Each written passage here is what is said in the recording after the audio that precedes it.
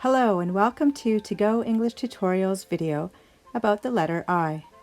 Today we will review how to sound out the letter I, some I vocab, a story about an inventor, some I grammar notes, and some interesting idioms. There are two sounds for the letter I, the short I, and the long I that sounds like I. Examples of the short I sound are it, igloo, and is. It is an igloo. The long I sound, examples are ice, I, and idea. I have an idea. Add ice. Let's review. It. I, ice. The short I sounds like it. The long I sounds like I, as in ice. An igloo is icy indeed. It is made of ice. This is the vocabulary word imagine. To imagine something is to think of a picture in your mind of something that perhaps might be unreal or different or new. Imagination is important for invention. Imagination is important for storytelling and for understanding new words. Improvement. An improvement is when you take something and you make it better. The electric car is definitely an improvement over the horse and carriage. If you are inspired, you get new ideas from the world around you, from nature, from people. You can do it. Increase is both a verb and a noun. To increase means to make or become larger or to add to. I want to increase my knowledge. An increase is the amount by which something gets larger. I have an increase in the number of words that I know. Immediately means now. That bird is learning to fly immediately. Intelligent means smart. That owl is very intelligent. Another word related to immediate is instantaneous. This also means now. The lightning hit instantaneously. An invention is a new or useful thing or idea made for the first time. Galileo Galilei was a 16th century inventor. He invented the geometric compass, the refracting telescope, and the thermoscope. Inquire about famous inventors and inspiring individuals by visiting oneminhistories.com. This site features interesting graphic comics and videos that bring history to life. Galileo Galilei, Pisa, Italy, February 15, 1564 to January 8, 1642. Galileo Galilei was one of the greatest scientists of all time. His story began as a medical student at Pisa University, where one day he observed a swinging chandelier keeping perfect time with his heartbeat. He became entranced with natural philosophy and mathematics. Some would say, indeed, that he was inspired by his surroundings. He was inspired so much that he became an inventor. When his father died, he dropped out of Pisa U and took a teaching job at Padua University, where he made numerous discoveries. Objects of different mass fall at the same rate. Inventions, like the geometric compass, refracting telescope, and thermoscope. Hey guys, I think maybe Copernicus was right. And controversies. He had many ideas at this time.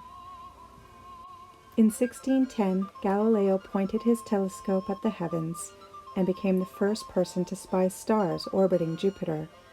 It could only mean one thing. The Earth was not the center of existence.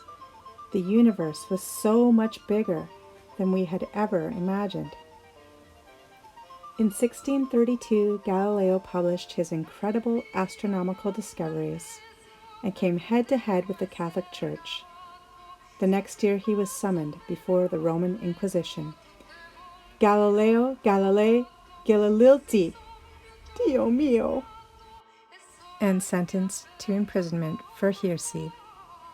He was allowed to live the rest of his days in Florence, where he continued work on perhaps his greatest legacy, the early basis for the scientific method. The end. Now back to this lesson. I think that good grammar gives you good grades. Here are some contractions that start with I. It is, its. It has, its. Is not, isn't. It will, it'll. I am, I'm. I have, I've. I would, I'd. I had, I'd. I will, I'll. Let's use those contractions. It is an igloo. It's an igloo.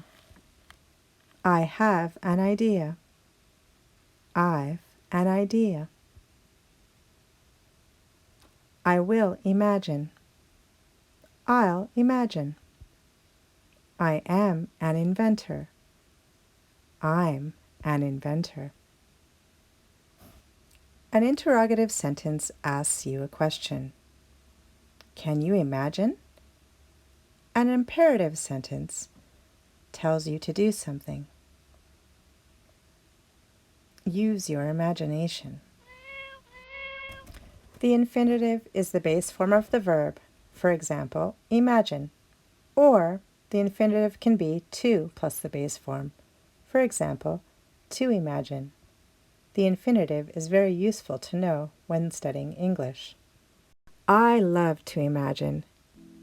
And now it's time to use your imagination to figure out some idioms. There are many fish in the sea, and it's fun to learn idioms. So, what are idioms? Idioms are well-known phrases or expressions used in English based on commonly held ideas or concepts. Here are some examples. He led me on a wild goose chase. What does that mean? Were you chasing geese? It means he led me all over the place.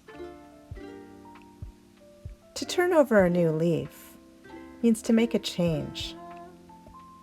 A long time ago, I had a completely different style, but I've turned over a new leaf. Ants in your pants doesn't mean that your pants are full of ants. It just means that you're on the move or restless. If you're over the hill, it doesn't mean that your hike is over. It just might mean that you're more than halfway through your life. It's a way of saying that someone is getting old. Who let the cat out of the bag? It doesn't mean there was a cat in the bag and it escaped. It means, who told the secret? Hey, the party was supposed to be a secret. Who let the cat out of the bag? And if something goes like the wind, that means it's fast. That cat goes like the wind. If you're dressed to the nines, it doesn't mean you have nines on your shirt. It means you're nicely clothed. And if you're in hot water, it means that you're in trouble. I put my foot in my mouth sounds pretty disgusting, but it means I said something that I shouldn't have. Whose house is this? It's so dirty. It's my house. The girl in blue put her foot in her mouth. To follow someone is to be hot on his or her trail. I think someone is following. That guy behind the tree is hot on his trail. More idioms. If someone tells you to hold your horses, but you don't have any horses, what they really want you to do is be patient and wait. And to be annoyed means to be angry or impatient with someone. I'm not quite sure that's a true idiom, but it's definitely a common expression. Don't be annoyed. Stay focused, you've got this. If someone says, I have butterflies in my stomach, there aren't really butterflies. It just means that they're nervous.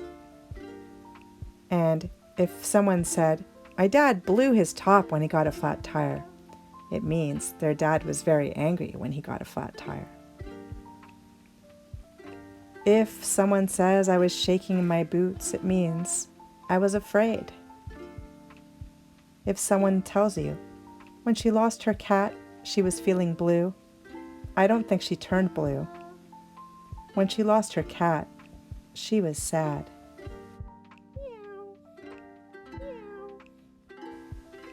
I have my hands full means I have a lot to do.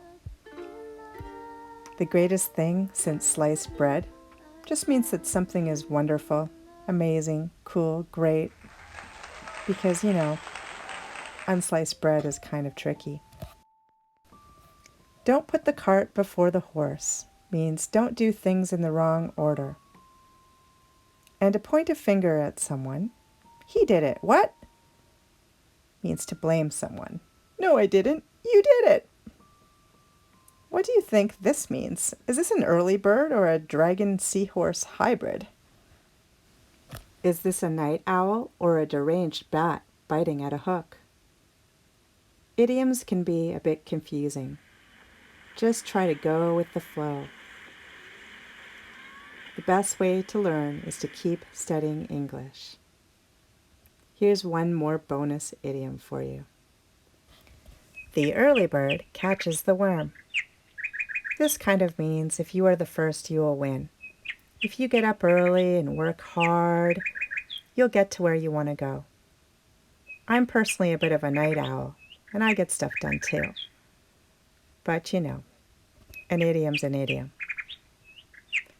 Thank you so much for watching To Go English Tutorials, and please like, share, and subscribe. The very intelligent night owl says, get inspired.